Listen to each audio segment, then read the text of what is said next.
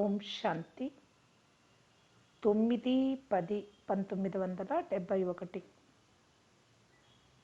అవ్యక్త బాప్దాదా యొక్క మధుర మహావాక్యాలు. శక్తిశాలి వృత్తి ద్వారా సేవలో వృద్ధి.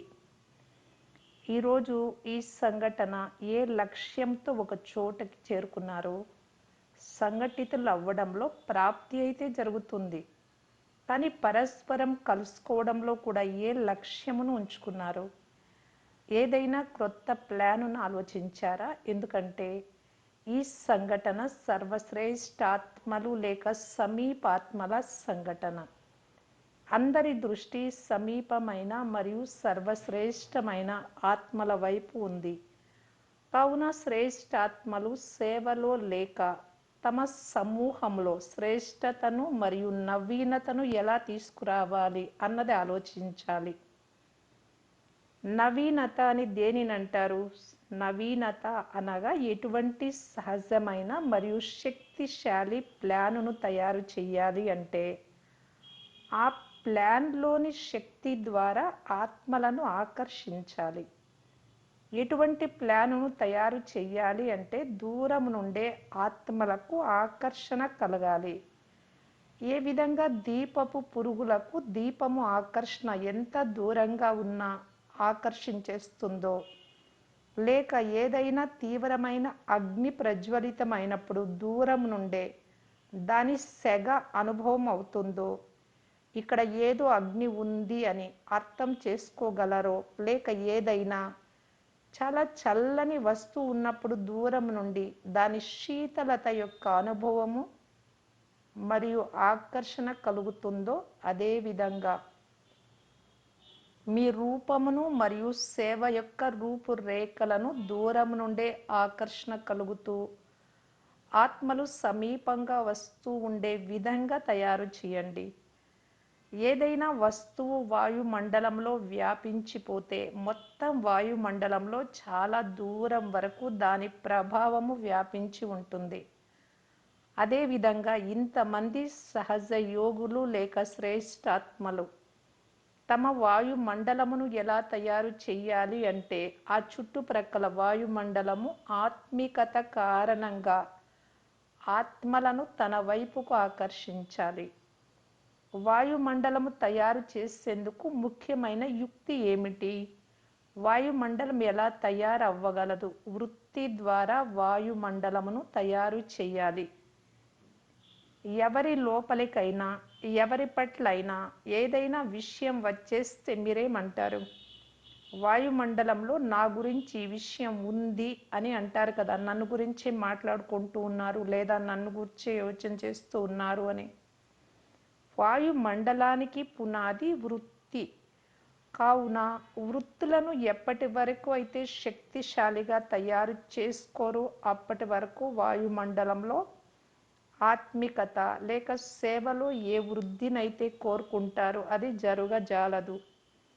బీజము శక్తిశాలిగా ఉన్నట్లయితే వృక్షం కూడా శక్తిశాలిగా ఉంటుంది. కావున బీజము వృత్తి, దాని ద్వారానే మీ యొక్క లేక సేవ యొక్క వృద్ధిని చేయగలరు. వృద్ధికి ఆధారము వృత్తి, మరియు వృత్తిలో ఏమి నింపుకోవడం ద్వారా మీ వృత్తి శక్తిశాలిగా అవ్వగలదు. కావున ఆ ఒక్క విషయం ఏమిటి అంటే వృత్తిలో ప్రతి ఆత్మ పట్ల దయ లేక కళ్యాణ వృత్తి ఉండాలి. తద్వారా ఆత్మల పట్ల ఈ వృత్తి ఉన్న కారణంగా ఆత్మలకు మీ యొక్క దయ లేక కళ్యాణపు వైబ్రేషన్లు చేరుకుంటాయి. రేడియోలో శబ్దం ఎలా వస్తుంది? వాయుమండలంలో వైబ్రేషన్లు ఏవైతే ఉంటాయో వాటిని అవి క్యాచ్ చేస్తాయి. వైర్లెస్ ద్వారా వైబ్రేషన్లను అందుకుంటాయి. కావున ఇవన్నీ సైన్స్ ద్వారా పరస్పర శబ్దాలను అందుకోగలుగుతాయి లేక వినగలుగుతాయి. అదేమో వైర్లెస్ ద్వారా, మరియు ఇదేమో ఆత్మిక శక్తి ద్వారా. ఇది కూడా వృత్తి శక్తిశాలిగా ఉన్నట్లయితే వృత్తి ద్వారా వైబ్రేషన్ల ఏవైతే ఉంటాయో అవి ఆత్మకు రేడియో స్విచ్ తెరవడం ద్వారా ఏ విధంగా శబ్దము స్పష్టంగా వినిపిస్తుందో అలా స్పష్టంగా అనుభవం అవుతుంది. ఈ రోజుల్లో టీవీ ద్వారా కూడా దృశ్యాలను, శబ్దాలను స్పష్టంగా వినగలరు, చూడగలరు, తెలుసుకోగలరు కదా! అలాగే ఇప్పుడు వృత్తుల ద్వారా చాలా సేవలు చేయగలరు. ఏ విధంగా టీవీ లేక రేడియో స్టేషన్ ఒకే స్థానంలో ఉంటూ కూడా ఎక్కడెక్కడికో అది చేరుకుంటుంది. అలాగే మీ వృత్తిలో ఎంతటి శక్తి ఉండాలి అంటే ఎక్కడ కూర్చున్నా కానీ ఎంత శక్తిశాలి స్థితి ఉంటుందో అంతగా దూరాల వరకు చేరుకుంటుంది. అదేవిధంగా ఈ ఆత్మ యొక్క వృత్తి ఎంత పవర్ఫుల్గా ఉంటుందో అంతగా ఒక స్థానంపై నలువైపులా వృత్తి ద్వారా ఆత్మలను ఆకర్షితం చేస్తుంది. ఇప్పుడు ఈ సేవ కావాలి. వాణి మరియు వృత్తి రెండు కలిసి ఉండాలి. వృత్తి ద్వారా సేవ చేసినప్పుడు వాణి ఉండడం లేదు. మరియు ఎప్పుడైతే వాణి ద్వారా సేవ చేస్తారో అప్పుడు వృత్తి యొక్క శక్తి తక్కువగా ఉంటుంది. ఇది జరుగుతూ ఉంటుంది. కానీ నిజానికి ఎలా ఉండాలి? ఈ రోజుల్లో ఏ విధంగా సినిమా మరియు టీవీలలో దృశ్యాలు మరియు శబ్దాలు రెండు కలిసి ఉంటాయో, ఈ రెండు కార్యాలు కలిసే జరుగుతాయి కదా! అలాగే ఇందులో కూడా అభ్యాసం ఉన్నట్లయితే వృత్తి మరియు వాణి, మనస్సు మరియు వాణి రెండు కలిసి సేవ జరగాలి. ఎక్కువగా వాణిలోకి, శబ్దంలోకి వస్తున్న కారణంగా వృత్తి ద్వారా వాయుమండలాన్ని ఎంత శక్తివంతంగా చేయగలరో అది చేయలేకపోతున్నారు. కేవలం శబ్దమే ఉన్న కారణంగా ఎంత సేవ అయితే సమ్ముఖంగా లేక సమీపంగా ఉంటారో అంత సేవ దాని శక్తి పనిచేస్తుంది. వృత్తి వాణి కన్నా సూక్ష్మమైనది కదా సంకల్పాలు. కావున సూక్ష్మమైన దాని ప్రభావం ఎక్కువగా పడుతుంది, స్థూలమైన దాని ప్రభావం తక్కువగా పడుతుంది. కావున సూక్ష్మమైన శక్తి ఉండాలి మరియు స్థూలమైన శక్తి ఉండాలి. రెండు శక్తుల ద్వారా వృత్తి ఏర్పడాలి. ఇటువంటి విశేషత ఏదైనా కనిపించాలి. ఇప్పుడు మహాన్ అంతరము కనిపించడం లేదు. తేడా ఒకే స్టేజ్ పై రెండు రకాల ఆత్మలు కలిసి ఉన్నప్పుడు జనులకు మహాన్ అంతరము కనిపిస్తుంది. సాక్షిగా అయి చూసినట్లయితే మహాన్ అంతరము కనిపిస్తోందా? ఏ విధంగా చాలా శక్తివంతమైన వస్తువు ఏదైనా ఉంటే దానిపై ఇతర వస్తువుల ప్రభావము పడదు.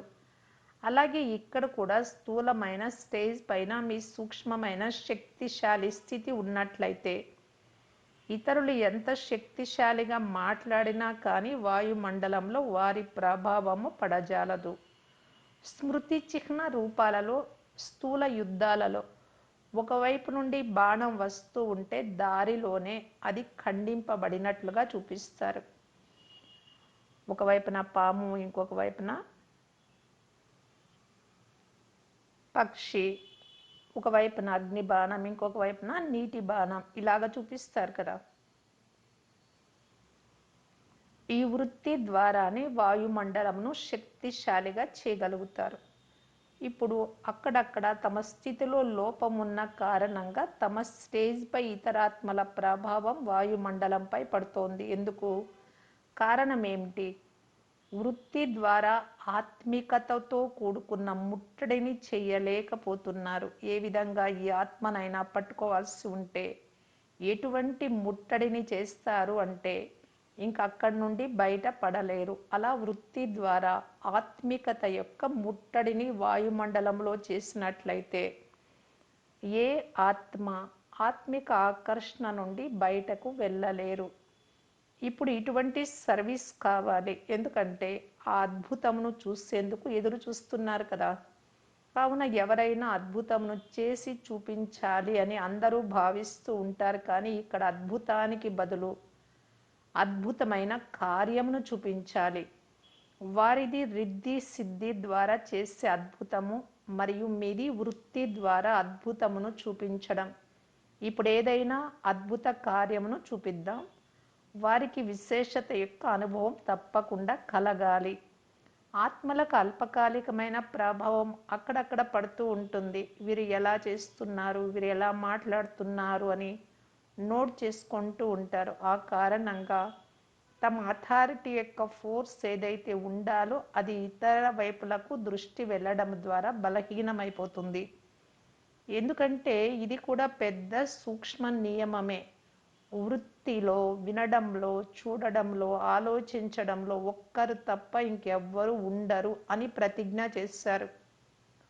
ఆత్మల ప్రభావమును బుద్ధిలో ఉంచుకుంటూ లేక ఆత్మల ప్రభావమును చూస్తూ చేయడం, ఇది కూడా సూక్ష్మంలో లింకును తెంచేసుకోవడమే. రెండు వైపులా బుద్ధి ఉంది, ఒకటి బాబా వైపు, రెండు ఇతరత్ర. ఏ విధంగా ప్రారంభంలో మస్తు ఫకీర్, రమత యోగులుగా ఉండేవారు, తమ జ్ఞానపు శక్తిని ప్రత్యక్షం చేయడంలో సమర్థులుగా ఉండేవారు. ఆ సామర్థ్యత ఉన్న కారణంగా ఫస్ట్ రచన కూడా సమర్థంగా జరిగింది ఆదిలో వచ్చినటువంటి ఆత్మలు. మరి ఇప్పటి వరకు ప్రారంభంలోని రచనలాగా సమర్థంగా ఉందా? ఎన్ని ఉత్సాహాలు కలిగినా కానీ మొదటి రచన ఏదైతే సమర్థంగా ఉండేదో ఇప్పుడు అది లేదు. జ్ఞానం యొక్క అనుభవజ్ఞులుగా మీరు ప్రతిదినం అవుతున్నారు, కానీ శక్తిశాలి స్థితి ఏదైతే ప్రారంభంలో ఉండేదో అది ఉందా? ఆ నిర్భయత ఉందా? ఆ అథారిటీతో కూడిన మాటలు ప్రారంభంలో ఉన్న విధంగా ఇప్పుడు ఉన్నాయా? ఏ విధంగా అప్పుడప్పుడు ఏదైనా విషయాన్ని ఎక్కువగా రిఫైన్ చేసినప్పుడు రిఫైన్ అయిపోతుంది, కానీ బలహీనంగా అయిపోతుంది. కానీ ఈనాటి వస్తువులు రిఫైన్గా ఉన్నా కానీ శక్తి ఉందా? అలాగే ఇక్కడ కూడా జ్ఞానం యొక్క రూపం రిఫైన్ అయిపోయింది, నైపుణ్యము రిఫైన్ అయిపోయింది, కానీ ఫోర్సు తక్కువగా ఉంది. ప్రారంభంలోని విషయాలను స్మృతిలోకి తెచ్చినట్లయితే అప్పుడు నశ ఎంత ఎక్కువగా ఉండేది. జ్ఞానపు ఆకర్షణ ఉండేది కాదు, కానీ మస్తకము మరియు నయనాలలో ఆకర్షణ ఉండేది. నయనాల ద్వారా వీరెవరో అల్లాకు చెందిన వారు వచ్చారు అంటే భగవంతుడికి చెందిన వారు వచ్చారు అని మిమ్మల్ని చూస్తే అందరూ అనుభవం చేసుకునేవారు. ఇప్పుడు మిక్స్గా ఉన్న కారణంగా మిక్స్డ్గా కనిపిస్తున్నారు. చాలా ఎక్కువగా మిక్స్ అయిపోయినది అల్పకాలికంగా ఎంతో రుచినిస్తుంది, కానీ అందులో శక్తి ఉండదు. చట్నీ ఎంత రుచిగా ఉంటుంది, కానీ అందులో శక్తి ఉంటుందా? కేవలం అల్పకాలికంగా నాలికను రుచితో ఆకర్షిస్తుంది. అలాగే ఇక్కడ కూడా ఎక్కువగా మిక్స్ చేయడం ద్వారా అల్పకాలికంగా వినడంలో చాలా మంచిగా అనిపిస్తుంది, కానీ అందులో శక్తి ఉండదు. శక్తివంతమైన వస్తువు లోపల ఎనర్జీని పెంచుతుంది మరియు ఈ ఎనర్జీ సదాకాలికంగా తోడుగా ఉంటుంది. అదేవిధంగా అథారిటీ మరియు ఒరిజినాలిటీతో కూడుకున్న మాటలు సదాకాలం కొరకు శక్తి రూపంగా చేసేస్తాయి. మరియు ఎవరైతే రమణీక రూపము లేక మిక్స్ రూపం చేస్తారో వారు కేవలం అల్పకాలికంగా రుచిలోకి తెచ్చుకుంటారు. ఆత్మలను ఈ విధంగా రుచి చూడడంలోకి తీసుకురావాలా లేక శక్తిని నింపాలా? ఏం చేయాలి? శక్తి అయితే వారిని సదాకాలికంగా ఆకర్షిస్తూ ఉంటుంది. రుచి ఇప్పుడు ఉంటుంది, మళ్ళీ ఇంకేదైనా విషయంను వినినట్లయితే ఆ వైపు రుచి ఉన్న కారణంగా అది అక్కడే అంతమైపోతుంది. కావున ఇప్పుడు ఈ విధంగా రమత యోగులుగా అవ్వండి. ఇటువంటి అనుభవం కలగాలి. ఏ విధంగా ఎవరైనా పెద్ద పెద్ద మహాత్ములు చాలా కాలం గుహలో ఉన్న తర్వాత సేవ చేసేందుకు సృష్టి పైకి వస్తారో, అలా ఎప్పుడైతే స్టేజ్ పైకి వస్తారో అప్పుడు ఈ ఆత్మలు ఎంతో కాలం అంతర్ముఖత ఆత్మికత యొక్క గుహ నుండి వెలువడి సేవ చేసేందుకు వచ్చారు అని అనుభవం అవ్వాలి. తపస్వి రూపం కనిపించాలి. అనంతమైన వైరాగ్యపు రేఖలు మీ ముఖంపై కనిపించాలి. ఎవరికైనా కొద్దిగా వైరాగ్యం ఉన్నా మీరు వైరాగులుగా ఉన్నారు అని వారి ప్రకాశం నిరూపిస్తుంది కదా. కావున అనంతమైన వైరాగ్య వృత్తి కనిపించాలి. ఎప్పుడైతే స్టేజ్ పైకి సేవ కొరకు వస్తారో మీ ముఖం ప్రొజెక్టర్ మిషన్ల అనుభవం అవ్వాలి. అందులో స్లైడ్లు మారిపోతూ ఉంటాయి. ఎంత అటెన్షన్తో చూస్తే అంతగా ఆ దృశ్యం స్పష్టంగా కనిపిస్తుంది. అలాగే ఎప్పుడైతే సేవ యొక్క స్టేజ్ పైకి వస్తారో అప్పుడు ఒక్కొక్కరి ముఖం ప్రొజెక్టర్ షోలా కనిపించాలి. దయా హృదయం యొక్క గుణం ముఖము ద్వారా కనిపించాలి. మీరు అనంతమైన వైరాగులు కావున అనంతమైన వైరాగ్యపు రేఖలు మీ ముఖము ద్వారా కనిపించాలి. మీరు ఆల్మైటీ అథారిటీ ద్వారా నిమిత్తమై ఉన్నారు కావున అథారిటీ యొక్క రూపం కనిపించాలి. ఏ విధంగా అందులో కూడా సైలెన్స్ను నింపుకుంటారో ఆ తర్వాత ఒక్కొక్కటి స్పష్టంగా కనిపిస్తుందో అలాగే ఆత్మలో సర్వ గుణాలు లేక సర్వశక్తుల సంస్కారాలు ఏవైతే నిండి ఉన్నాయో ఆ ఒక్కొక్క సంస్కారము ముఖము ద్వారా స్పష్టంగా కనిపించాలి. దీనినే సేవ అని అంటారు. ఏ విధంగా బ్రహ్మ బాబాలో ఉదాహరణను చూశారో ముఖము ద్వారా సర్వ గుణాలను ప్రత్యక్షంగా సాక్షాత్కారం చేయించారు. అలా బాబాను అనుసరించండి. ఎటువంటి అథారిటీ కలవారు వచ్చినా కానీ ఎటువంటి మూడ్ వారు వచ్చినా కానీ గుణాల పర్సనాలిటీ, ఆత్మికత యొక్క పర్సనాలిటీ, సర్వశక్తుల పర్సనాలిటీ ముందు ఏం చేయగలరు? వంగిపోతారు. తమ ప్రభావాన్ని చూపలేరు. ఈ వృత్తి ద్వారా వాయుమండలమును శక్తిశాలిగా తయారు చేసిన కారణంగా వారి వృత్తి వారి లోపలి వైబ్రేషన్లు మారిపోతాయి. అందరి ముఖము ద్వారా వృత్తి శక్తి యొక్క వర్ణన జరిగేది కదా. కావున వృత్తి మరియు వాణి యొక్క అథారిటీల ప్రత్యక్ష ప్రమాణమును చూశారు, మరి వారిని అనుసరించాలి కదా. ఇప్పుడు స్నేహ రూపంలో అయితే పాస్ అయ్యారు. ఇప్పుడు ఇక ఎందులో పాస్ అవ్వాలి? ఎందుకంటే అంతిమ స్వరూపమే శక్తితో కూడుకున్న స్వరూపం కావున ఈ ఆత్మ మీ వద్దకు వచ్చిన మొదట జగన్మాత యొక్క స్నేహ రూపాన్ని ధారణ చేస్తారు. మరియు ఎప్పుడైతే వారు నడవడం మొదలు పెడతారో మరియు మాయను ఎదుర్కోవాల్సి వస్తుందో అప్పుడు దానిని ఎదుర్కోవడంలో సహయోగులుగా అయ్యేందుకు శక్తి రూపాన్ని కూడా ధారణ చేయవలసి ఉంటుంది. ఎక్కడైతే నిమిత్తంగా అయి ఉన్న ఆత్మలు కేవలం స్నేహ రూపంగా ఉంటారో వారి రచనల్లో కూడా సమస్యలను ఎదుర్కొనే శక్తి తక్కువగా ఉంటుంది. యజ్ఞానికి దైవీ పరివారానికి స్నేహులుగా సహయోగులుగా అయితే ఉంటారు కానీ ఎదుర్కోలేరు. కారణం ఏమిటి? రచయిత యొక్క ప్రభావము రచనపై పడుతుంది. అప్పుడు ఈ ఆత్మలైతే ముందుకు వెళ్తూ వెళ్తూ ఎక్కడి వరకైతే చేరుకున్నారో వారిని అంతకన్నా ముందుకు తీసుకెళ్లేందుకు విశేషాత్మలు విశేషంగా ఏం చేయాలి? ఏ ఆత్మల కొరకైతే మీరు నిమిత్తంగా అయ్యారు ఆ ఆత్మలలో కూడా శక్తి రూపము ద్వారా శక్తిని నింపే అవసరం ఉంది. వర్తమాన సమయంలోని మెజారిటీ ఆత్మలలో ఎటువంటి స్థితి కనిపిస్తోంది? వెనుకకు వెళ్ళరు, ముందుకు వెళ్ళరు, అలాగే వ్రేలాడుతూ ఉంటారు. కానీ ముందుకు దూకేందుకు శక్తి లేదు. ఎక్స్ట్రా ఫోర్స్ కావాలి. అలాగని వేలాడుతూనే ఉంటారా? అలాగా కూడా ఉండరు. రాకెట్లో ఫోర్స్ నింపి అంత పైకి పంపిస్తారు కదా. కావున ఇప్పుడు ఆత్మలకు పాలన కావాలి. తమ యథాశక్తితో పైకి ఎగరలేరు. విశేషాత్మలలో విశేష శక్తిని నింపి హై జంప్ చేయించాలి. కోరుకుంటారు, పురుషార్థం కూడా చేస్తారు అలా కావాలి అని. కానీ ఇప్పుడు ఫోర్స్ కావాలి. ఆ ఫోర్స్ని ఎలా ఇవ్వగలరు? ఎప్పుడైతే మొదట స్వయంలో తమను తాము ముందుకు తీసుకెళ్ళగలగడమే కాక శక్తి దానమును కూడా ఇవ్వగలిగేంతటి ఫోర్స్ ఉంటుందో అప్పుడు ఇవ్వగలరు. ఏ విధంగా జ్ఞాన దానమును చేస్తారో అలా ఇప్పుడు శక్తి యొక్క బలం కావాలి. ఇప్పుడు ఇక వరదాత స్వరూపపు కర్తవ్యంను చెయ్యాలి. జ్ఞానదాతగా అయ్యి ఎంతో చేశారు. ఇప్పుడు ఇక శక్తుల యొక్క వరదాతగా అవ్వాలి. శక్తుల ముందు ఎల్లప్పుడూ వరాలు కోరుకుంటూ ఉంటారు. స్త్రీదేవీల ముందు శక్తుల ద్వారా సిద్ధులు ఎలా లభిస్తాయి? ఇప్పుడు ఏ సేవను చెయ్యాలి?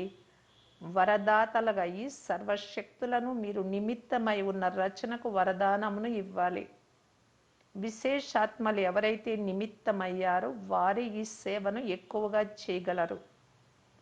ఈ గ్రూపు విశేషాత్మలది కదా. మైకుగా తయారవ్వడం చాలా సహజం. అంటే జ్ఞానం ఇవ్వడం ఈజీ. మైకులైతే ఎంతోమంది తయారవుతారు కానీ మైట్ అనగా శక్తిని నింపేవారు మీరే. ఇదే మీ సేవ. ఇప్పుడు దీని అవసరం ఉంది. ఇప్పుడు మీ పురుషార్థంలోనే ఉండే సమయం లేదు. ఇప్పుడు మీ పురుషార్థము ద్వారా ప్రత్యక్షమై ప్రభావమును చూపించే సమయం ఇది. మరియు ఆ ప్రభావమే ఆత్మలను ఆటోమేటిక్గా ఆకర్షిస్తుంది. అచ్చా, పాండవుల గాయనం ఏమిటి? గుప్తంగా ఉన్న తర్వాత ప్రత్యక్షమయ్యారు కదా, ఇప్పుడు ప్రత్యక్షం అవ్వాలి. ఏ విధంగా స్థూలమైన స్టేజ్పై ప్రత్యక్షం అవుతున్నారో అలా ఇప్పుడు మీ సూక్ష్మ స్టేజ్ని ప్రత్యక్షం చెయ్యండి. గర్జన యొక్క రచనను చెయ్యండి.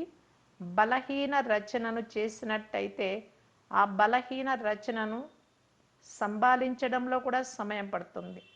శక్తిశాలి రచన ఉండడం ద్వారా సహయోగులుగా అవుతారు. ఇప్పుడు సింహనాదం చేయాలి.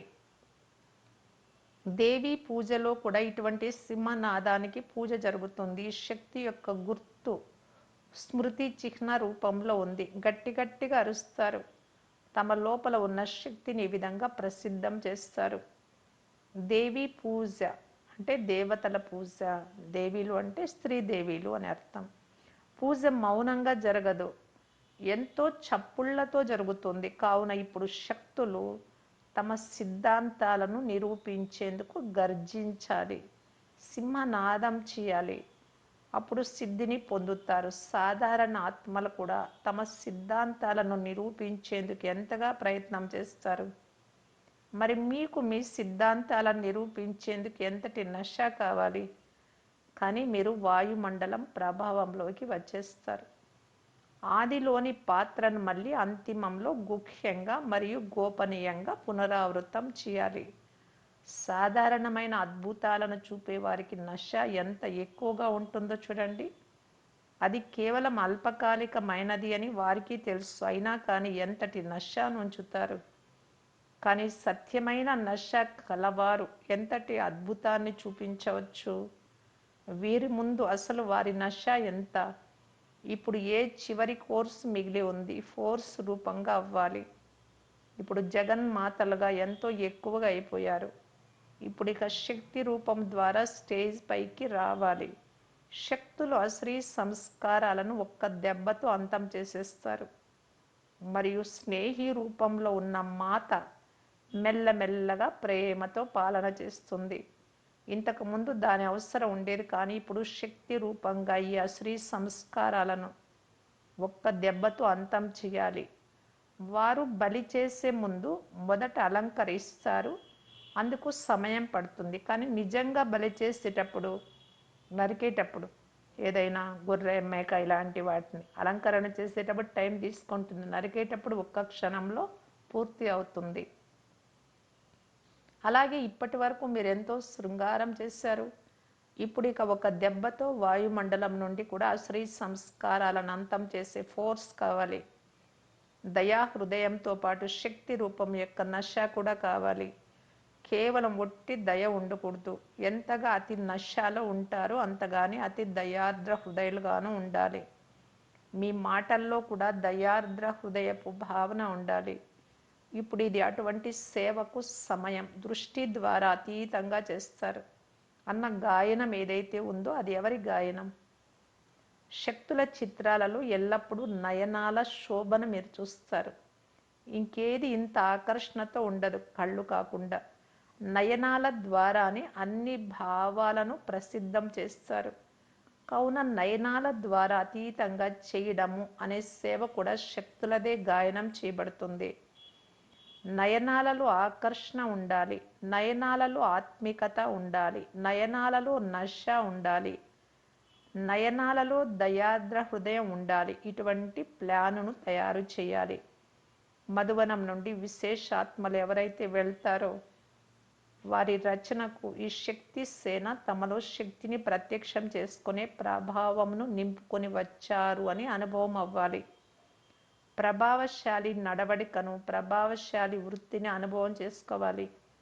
మీపై మొత్తం దైవీ పరివారం యొక్క అభివృద్ధి ఆధారపడి ఉంది. ఈ ప్రోగ్రాం తర్వాత ఆత్మలైన మాలో లేక సేవలో మంచి అభివృద్ధి ఉంటుంది అని అందరూ భావిస్తూ ఉంటారు. అలాగే సాధారణంగానే ప్రోగ్రాంను సమాప్తం చేసినట్లయితే అందరూ ఆలోచించడం మొదలెడతారు. ఈ విశేషాత్మల సంఘటన ఈ అద్భుతాన్ని చూపిస్తుంది అని అందరి దృష్టిలో ఉంది. కావున అంతే గమనమును మీరు ఇవ్వాల్సి ఉంటుంది. ఒకటేమో సేవలో నవీనత, ఇంకొకటి నిమిత్తంగా అయి ఉన్న ఆత్మలలో నవీనత కనిపించాలి.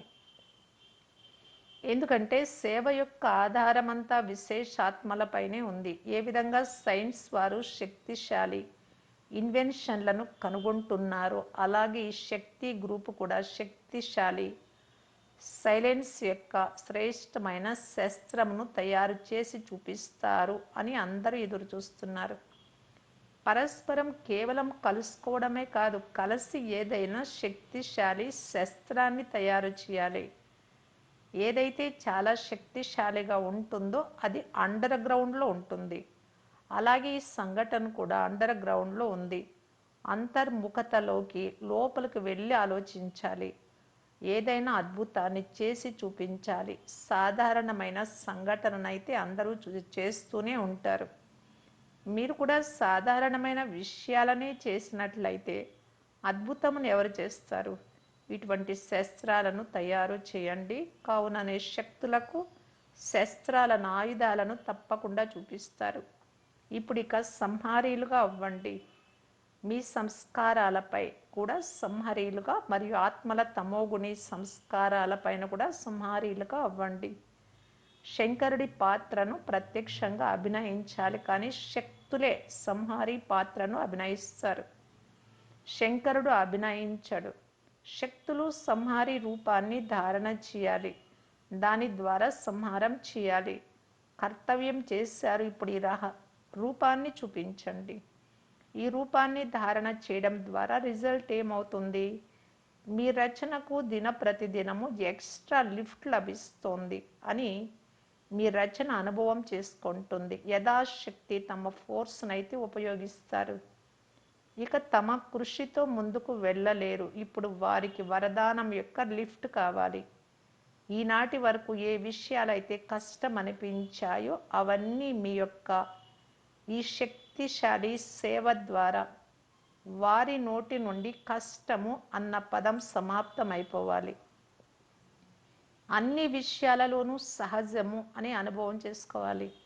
మీ రచనలలో ఎప్పుడైతే దీనిని చూస్తారో అప్పుడు సంహారీ రూపంగా అయ్యాము అని భావించండి.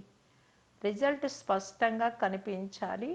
అప్పుడు ఇక తుఫాను లాగా కాకుండా కానుకగా అనిపిస్తుంది. పరిస్థితి అనే తుఫాన్, ఇటువంటి రూపం మారిపోతుంది.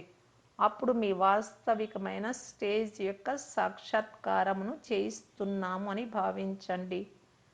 అన్ని ధారణల విషయాలలోనూ ముఖ్యమైన ఏ ధారణను అందరికి ఇస్తారు? అవ్యక్తంగా అయ్యేందుకు కూడా ఏ పాయింట్ని ఇస్తారు?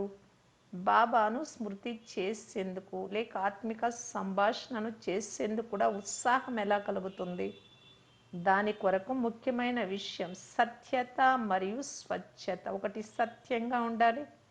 అన్ని విషయాల్లో సత్యం అంటే శరీరం నేను అనుకోవడం అసత్యం, ఆత్మ అనుకోవాలి. ప్రతి విషయంలో సత్యత మరియు స్వచ్ఛత. పరస్పర భావాలను స్వచ్ఛతతో తెలుసుకోవడం ఎంత అవసరం. విశేషాత్మల కొరకు సత్యత మరియు స్వచ్ఛత అన్న పదాల అర్థం కూడా ముఖ్యమైనదే. పరస్పర హృదయాలలో పూర్తిగా స్వచ్ఛత ఉండాలి. ఏదైనా శుభ్రమైన వస్తువు ఉన్నప్పుడు అందులో అన్ని స్పష్టంగా కనిపిస్తాయి కదా.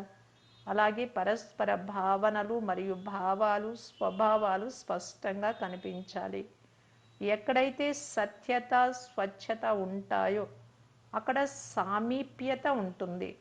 ఏ విధంగా బాప్ దాదాకు సమీపంగా ఉన్నారు అలా రాజ్యం కేవలం ఒకరిద్దరితో నడవదు కదా. పరస్పరంలో కూడా సంబంధంలోకి రావాలి. అక్కడ కూడా పరస్పరం సమీప సంబంధంలోకి ఎలా వస్తారు? ఇక్కడ హృదయాలు సమీపంగా ఉన్నప్పుడు ఇక్కడ హృదయాలలోని సామీప్యత దగ్గరతనం అక్కడ కూడా సామీప్యతను తీసుకువస్తుంది. పరస్పర స్వభావాలు మనస్సు యొక్క భావాలు రెండింటిలోనూ సామీప్యత కావాలి. స్వభావాల భిన్నత కారణంగానే సామీప్యత ఉండదు. ఎవరైనా రమణీకంగా ఉంటే సామీప్యత ఉంటుంది. మరెవరైనా అఫిషియల్గా ఉంటే ఆ దగ్గరతనం ఉండదు. కానీ ఇక్కడైతే సర్వగుణ సంపన్నంగా 16 కళ సంపూర్ణంగా అవ్వాలి కదా. ఈ కళలు కూడా ఎందుకు తక్కువగా ఉండాలి?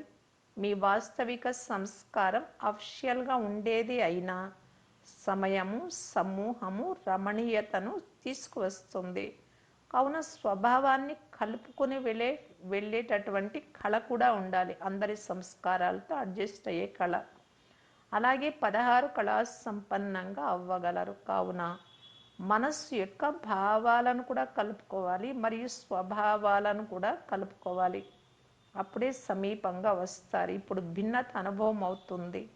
ఒక్కొక్కరి ఒరిజినల్ స్వభావములు ఇప్పుడు వేరువేరుగా కనిపిస్తున్నాయి. ఇది సంపూర్ణతకు గుర్తు కాదు. అన్ని కళలను నింపుకోవాలి. ఫలానా వారి స్వభావం సీరియస్గా ఉంది అంటే కళ తక్కువగా ఉంది అని అర్థం చేసుకోండి. ఫలానా వారితో ఇది మాట్లాడలేము, ఇది కూడా కళలోని లోపమే. కావున 16 కళా సంపూర్ణులు అనగా సంపూర్ణ స్థితి ఏదైతే ఉందో దాని అన్ని కళలు స్వభావంలో ఉండాలి. వారిని 16 కళా సంపూర్ణులు అని అంటారు. ఈ సమూహంలో స్వభావాలను మరియు భావాలను సమీపంగా తీసుకురావాలి. ఇది నా స్వభావము, ఇది నా భావము కాదు అని అప్పుడప్పుడు అంటూ ఉంటారు కదా. కావున ఈ మనస్సు యొక్క భావనలు కూడా పరస్పరంలో కలవాలి కదా. సంపూర్ణత ఒక్కటే అయినప్పుడు భావము మరియు స్వభావాలు కూడా కలవాలి. వీరంతా ఒకే అచ్చులోంచి వెలువడ్డవారు, ఒకే భాషను మాట్లాడతారు, ఒకే విధంగా ఉంటారు అన్నది ప్రసిద్ధమై ఉంది కదా. అలాగే ఇప్పుడు ఇది కూడా ప్రసిద్ధంగా కనిపించాలి. సర్వశ్రేష్ఠాత్మల మనస్సు యొక్క భావనలు మరియు స్వభావాలు ఒకే అచ్చులోంచి వెలువడినట్లుగా ఉండాలి. అలా కనిపించాలి. సత్యత మరియు స్వచ్ఛతలకు ఎటువంటి సాధారణ అర్థమును తీసుకోకండి. ఎంతటి స్వచ్ఛత ఉంటుందో అంతటి తేలికతనం కూడా ఉంటుంది. ఎంతగా తేలికగా ఉంటారో అంతగా పరస్పరం సమీపంగా వస్తారు మరియు ఇతరులను కూడా తేలికగా చేయగలుగుతారు. తేలికతనం ఉన్న కారణంగా వారి ముఖంపై ప్రకాశం కనిపిస్తుంది. కావున ఇప్పుడు ఈ మార్పును తీసుకురండి. ప్రారంభంలో మీ ముఖము ద్వారా సాక్షాత్కారాలు అధికంగా జరిగేవి, ప్రకాశము కనిపించేది. ప్రారంభ సేవపు స్మృతిని తీసుకురండి. ఎన్నో సాక్షాత్కారాలు జరిగేవి. దేవీ రూపాన్ని అనుభవం చేసుకునేవారు. ఇప్పుడు వక్తలుగా కనిపిస్తున్నారు, అంటే చెప్పేవారిగా అనిపిస్తూ ఉన్నారు. జ్ఞానవంతులుగా అనిపిస్తున్నారు కానీ శక్తివంతులుగా అనిపించడం లేదు. ఇప్పుడు దీనిని ఈ సంఘటనలో నింపుకోవాలి. ఏ విధంగా ఇప్పుడు దాది దీదీలను నిమిత్తంగా అందరూ అనుభవం చేసుకుంటున్నారు, అలా పూర్తిగా అదే విధంగా మీరు కనిపించాలి. వీరు ఇరువురు కాదు ఒక్కరుగానే కనిపిస్తున్నారు అని అందరూ దీన్ని ప్రత్యక్షంగా అనుభవం చేసుకుంటారు. దాది దీదీని పరస్పరము సమీపంగా వస్తూ వస్తూ సమానమవుతూ ఉంటారు. కావున ఏ విధంగా వీరిరువురు ఒక్కరిగా కనిపిస్తారు అలాగే వీరందరూ ఒక్కరిగా కనిపించాలి. అప్పుడే మాల తయారైంది అని అనవచ్చు. స్నేహం అనే దారం సిద్ధంగా ఉన్నట్లయితే మణులు సహజంగానే స్మరింపబడతాయి. స్నేహపు దారము ద్వారా ముత్యాలు అతి సమీపంగా ఉంటాయి. అప్పుడే మాల తయారవుతుంది. సామీప్యతయే మాలను తయారు చేస్తుంది. కావున స్నేహం అనే దారం సిద్ధమైంది. కానీ ఇప్పుడు మణులు పరస్పరం సమీపంగా మనస్సు యొక్క భావనలను మరియు స్వభావాలను కలుపుకోవాలి. అప్పుడు మాల ప్రత్యక్షంగా కనిపిస్తుంది. ఇది తప్పకుండా చేయాలి. ఇటువంటి అద్భుతంను చేసి చూపించాలి. ఎంత దూరాల నుండి ఎక్కడెక్కడి నుండో సేవను వదిలి వచ్చారు కదా, దాని ప్రమాణమును తప్పకుండా చూపించాలి. దూరం నుండి నడుస్తూ వచ్చారు, దూరాన్ని అంతం చేసేందుకు వచ్చారు. అర్థమైందా? సర్వశ్రేష్ఠాత్మలతో బాప్దాదా కూడా ఉన్నారు కదా. ఏ సమీపాత్మలతో బాప్దాదా తోడుగా ఉన్నారో అటువంటి గ్రూప్ కొరకు అందరూ ఎప్పుడు ఈ సంఘటన తమ ప్రభావాన్ని చూపిస్తారు అని ఎదురు చూస్తూ ఉన్నారు. విశేషాత్మల సాధారణ కర్తవ్యం కూడా విశేషంగా భావించబడుతుంది. సాధారణ రీతిలో పరస్పరంలో కూర్చున్నా కూడా అందరూ ఆ విశేషతతో చూస్తారు. ఇప్పుడు ఏదైనా నవీనత అనుభవం అయ్యే విధంగా అటువంటి శక్తి ఏదైనా లభించాలి అని అందరూ కోరుకుంటారు. అందరికీ ఫోర్స్నిచ్చే నిమిత్తాత్మలు మీరు. వారిని అవ్యక్త స్థితిలో ఎలా పైకి ఎక్కించాలి అంటే ఈ ధరణి యొక్క చిన్న చిన్న విషయాల ఆకర్షణ వారిని ఆకర్షింపజాలకూడదు. మాయా ప్రూఫ్గా తయారు చేయండి. మాయా ప్రూఫ్గా తయారు చేసే ప్రూఫ్ను చూపించండి. మీరు ప్రూఫే కదా. విజయ రత్నాలు ఎలా ఉంటారు అన్నదానికి మీరు ప్రూఫ్ అంటే ప్రమాణం. కావున ఎవరైతే ప్రమాణంగా ఉంటారో వారందరూ మాయా ప్రూఫ్ అవ్వాలి. కావున ఈ సంఘటన యొక్క ముద్ర ఎలా ఉంటుంది? 16 కళ సంపూర్ణంగా అవ్వాలి. ఒక్క కళ కూడా తక్కువగా ఉండకూడదు. మంచి బంగారం సహజంగానే మోల్డ్ అవుతుంది. కళ లేని కారణంగా మోల్డ్ అవ్వలేరు, మలుచుకోలేరు. మీరు 100% బంగారంగానే ఉన్నారు. కావున సర్వ విశేషతలను నింపుకొని వెళ్ళండి. ప్రతి ఒక్కరికి వారి వారి విశేషతలు ఉంటాయి. ఏదైతే విశేష కార్యం జరిగినప్పుడు దాని కొరకు విశేషాత్మలు గుర్తుకు వస్తారు. కానీ ఇప్పుడు ఏదైనా కార్యం జరిగినప్పుడు సర్వ విశేషాత్మల స్మృతి కలగాలి. కావున పరస్పరం సహయోగమును ఇవ్వండి మరియు తీసుకోండి. ఎప్పుడైతే ఈ విధంగా బీజ రూపపు గ్రూపుగా అవుతారో అప్పుడు బీజం ద్వారా వృక్షం దానంతట అదే వెలువడుతుంది. ఈ సంఘటన బీజ రూపపు సంఘటన కదా. ఈ సృష్టికి బీజ రూపులు కారు, కానీ తమ రచన యొక్క బీజ రూపులుగా అయితే ఉన్నారు. కావున బీజ రూపపు సంఘటన 16 కళ సంపూర్ణంగా అయిపోతే వృక్షం కూడా అలాగే వెలువడుతుంది. చిన్న లోపం కారణంగా తక్కువగా ఉండేందుకు ఇప్పుడు ఇది సమయం కాదు. లోపం ఉండిపోయింది అంటే నెంబర్లో కూడా తక్కువగానే ఉండిపోతారు.